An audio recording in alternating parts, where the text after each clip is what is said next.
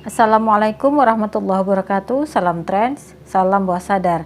Kali ini saya akan membahas tentang empat, yaitu istilah spiritual untuk seseorang yang mampu merasakan emosi orang-orang di sekitarnya. Dan empat ini sering dikait-kaitkan dengan kebangkitan spiritual.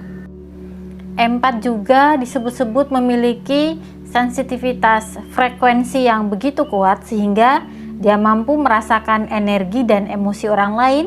Bahkan mereka ini bisa menyerap emosi orang lain, sehingga kadang-kadang empat ini menjadi hal yang mengganggu karena mereka sering kelelahan menyerap energi negatif dari orang-orang sekitarnya. Di sini saya akan membagikan dua kategori empat, aktif dan pasif. Kalau dia aktif, maka seseorang ini memiliki sensitivitas yang sangat tinggi terhadap energi dan emosi orang lain.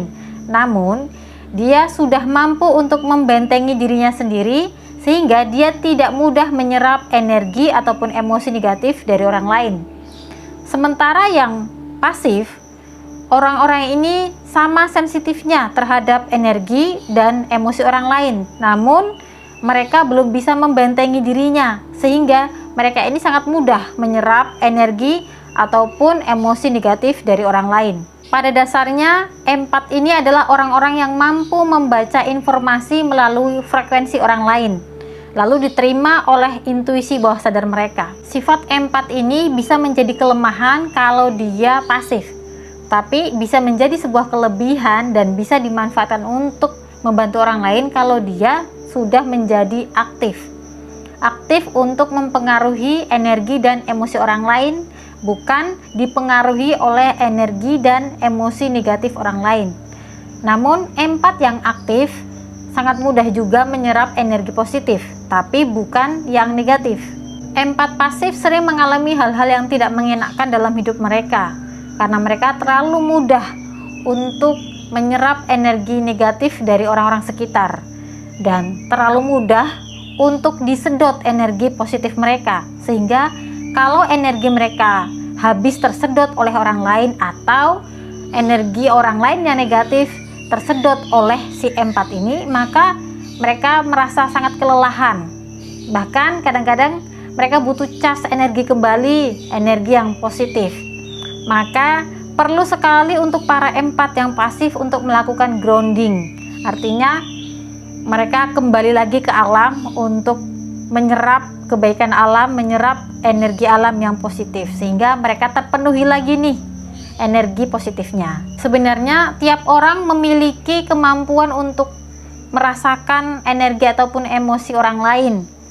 Namun ada ukuran-ukuran tertentu sehingga mereka disebut empat. Kita misal nih ya, ketika kita bertemu dengan orang yang toksik, orang yang depresi, orang yang memiliki masalah yang begitu ruwet, setelah kita bertemu dengan mereka ini, kita akan merasa tidak nyaman, baik di tubuh ataupun pikiran kita, seolah-olah kita ikut merasakan apa yang dirasakan orang tersebut. Dan saat kita memiliki energi positif, seolah-olah orang tersebut menyedot energi positif kita, sehingga kita merasa lemah dan kelelahan. Tapi mari melalui video ini kita ubah sudut pandang kita. Untuk kamu para empat yang pasif, mari kita ubah sudut pandang kita bahwa ketika itu menjadi sebuah kebangkitan spiritual, harusnya kita memiliki kekuatan batin yang lebih untuk mempengaruhi energi orang lain. Harusnya kita memiliki kekuatan lebih secara batin ya, untuk mengambil, memilah dan memilih energi mana yang perlu kita ambil dan perlu kita lepaskan. Maka mulai sekarang untuk kalian yang empat pasif ini, mulailah merubah pola pikir bahwa aku tidak mengizinkan energi negatif masuk dan mempengaruhi kondisi energiku, dan aku hanya mengizinkan menyerap dan melepaskan energi yang positif dari orang-orang dan untuk orang-orang. Untuk menaikkan level spiritualitasmu, kamu perlu merubah yang sebelumnya empat pasif menjadi empat aktif. Disitulah kita akan menyebutnya sebagai kebangkitan spiritual. Setelah kamu berada di level ini, ada level lainnya sebelum kamu mencapai level kebijaksanaan, yaitu yang kita sebut kebangkitan kesadaran, di mana di dalam level ini kamu sangat mengerti apa yang kamu rasakan, apa yang terjadi di dalam diri kamu, dan kamu sangat mampu untuk mengatasi itu semua. Bahkan tidak hanya sekedar itu saja, kamu mampu merasakan apa yang orang lain alami dan rasakan, dan kamu mampu membantu dan mengatasi masalah orang lain. Kamu sangat sadar apa yang perlu kamu lepaskan dan apa yang tidak perlu kamu lepaskan, apa yang perlu kamu serap dan apa yang tidak perlu kamu serap.